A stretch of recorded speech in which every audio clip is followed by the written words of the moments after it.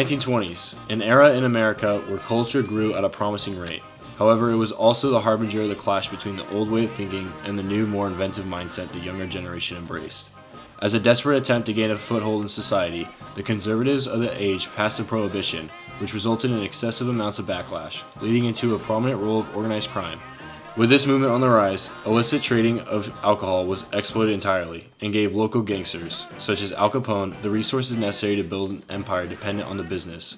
Before long, America was immersed in the revenue gained by the heinous acts committed by Al Capone and his colleagues, leading the Roaring Twenties into a downward spiral which would soon end with the conviction of Capone and the 21st Amendment. Two events with such impact that without them, America would have continued to thrive in the underground business, forever circulating the money gained from the conflicts of her own laws. There's a someplace, swear it's not in my mind, but it's a somewhere that I've been trying so hard to find. Well, it's someplace, I know it's not quite clear. There is a place I can only say that it's not right here.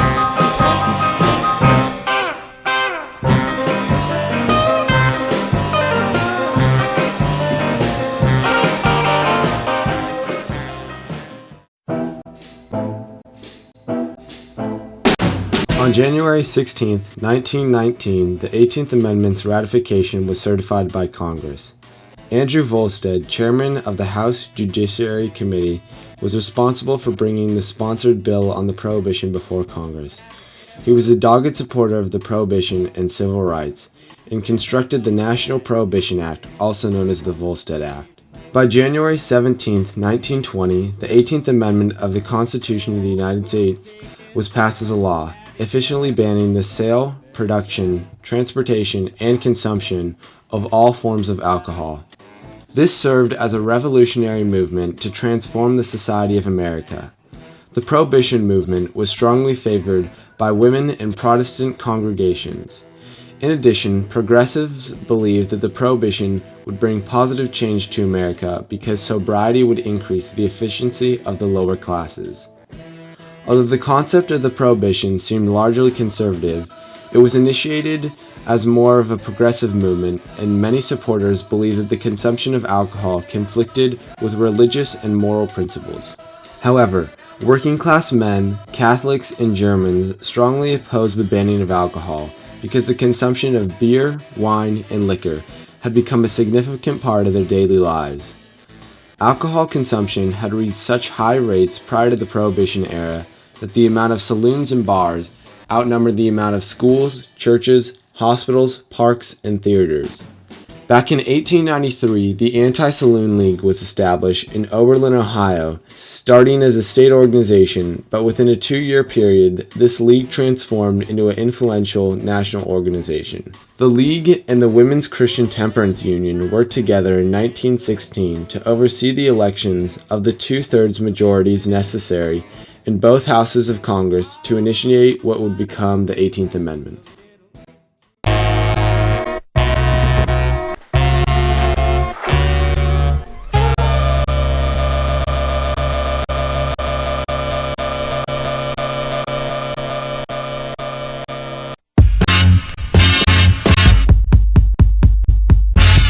Speakeasies, also known as blind pigs or blind tigers, were establishments that illegally sold alcoholic beverages during the Prohibition era.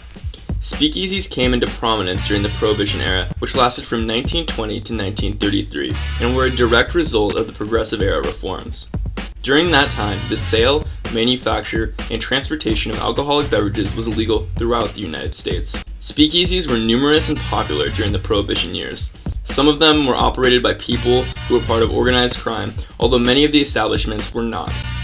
Even though police and agents of the Bureau of Prohibition would often raid them and arrest their owners and patrons, they were so profitable that they continued to flourish. The speakeasies soon became one of the biggest parts of American social culture during this time. Although the etymology of speakeasies is disputed, according to an 1889 newspaper, unlicensed saloons in Pennsylvania are known as speakeasies. They were labeled as speakeasies because of the practice of speaking quietly about such a place in public or when inside it, so as to not alert the police or neighbors.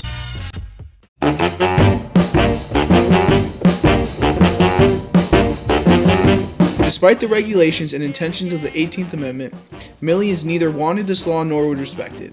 There was obviously a huge market for what in the 1920s was an illegal commodity. It was the gangsters who dominated various cities who provided this commodity. Each major city had its gangster element, but the most famous was Chicago with Al Capone. Capone was public enemy number one. He moved to Chicago in 1920 where he worked for Johnny Torrio, the city's leading figure in the underworld. Capone was given the task of intimidating Torrio's rivals within the city so that they would give up and hand over their territory to Torrio. Capone also had to convince speakeasy operators to buy illegal alcohol from Torrio. Capone was very good at what he did. In 1925, Torrio was nearly killed by a rival gang and he decided to go out of the criminal world while he was still alive. Torrio handed over to Capone his business. Within 2 years, Capone was earning $60 million a year from alcohol sales alone. Other rackets earned him an extra $45 million a year. Capone managed to bribe both the police and the important politicians of Chicago. He spent $75 million on such ventures, but considered it a good investment of his huge fortune. His armed thugs patrolled election booths to ensure that Capone's politicians were returned to office. The city's mayor after 1927 was Big Bill Thompson, one of Capone's men. Thompson said, "We'll not reopen the places that have closed, but we will open 10,000 new speakeasies." For all his power, Capone still had enemies from other surviving gangs in the city. He drove everywhere in an armored plated limousine and wherever he wanted. So did his armored guards. The rise of prohibition violence and mobsters caused the American public to call for the end of the ban on alcohol. My name is Alphonse Gabriel Capone. I was born to a small Italian family in the great city of Brooklyn. I was never no good at school, and I got kicked out when I was 14, and I became involved in my first gang.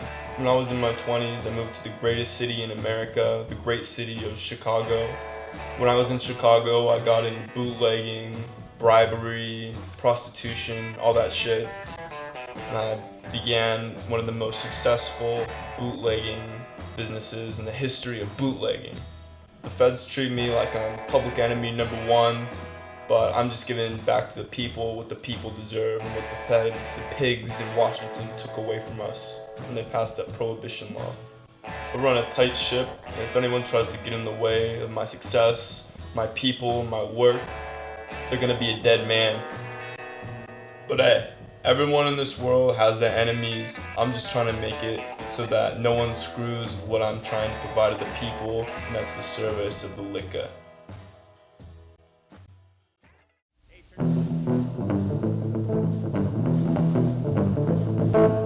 While Prohibition proved to be successful in the general reduction of alcohol consumption, its cons far outweighed its pros. One of the biggest failures of the 18th Amendment was not so much its ability to regulate all alcohol consumption, but its yielding power for crime and corruption. In 1930, George Cassidy, a bootlegger, admitted that he had secretly been supplying members of Congress with various forms of alcohol for a period of 10 years. Not only would this mar the reputation of the 18th Amendment, but also swing the pendulum back to anti-prohibitionist sentiment, which is evident with the congressional midterm elections that voted in favor of wet representatives and senators instead of the dry prohibitionists. 3 years later, President Franklin D. Roosevelt added an amendment to the Volstead Act, called the Harrison Act, which became law on April 7, 1933. This bill officially sanctioned the sale of beer and wine that had a maximum of 3.2% alcohol. As soon as the bill was ratified, millions of Americans stormed for breweries, and President Roosevelt even had Clydesdale Budweiser horses to deliver beer to the White House. It would be only 6 months later when the 21st Amendment was ratified in December of the same year. This new amendment repealed the 18th altogether and was ratified by 48 states. Prohibition had ended, and the voice of Americans had carried them to achieve their true desires once more.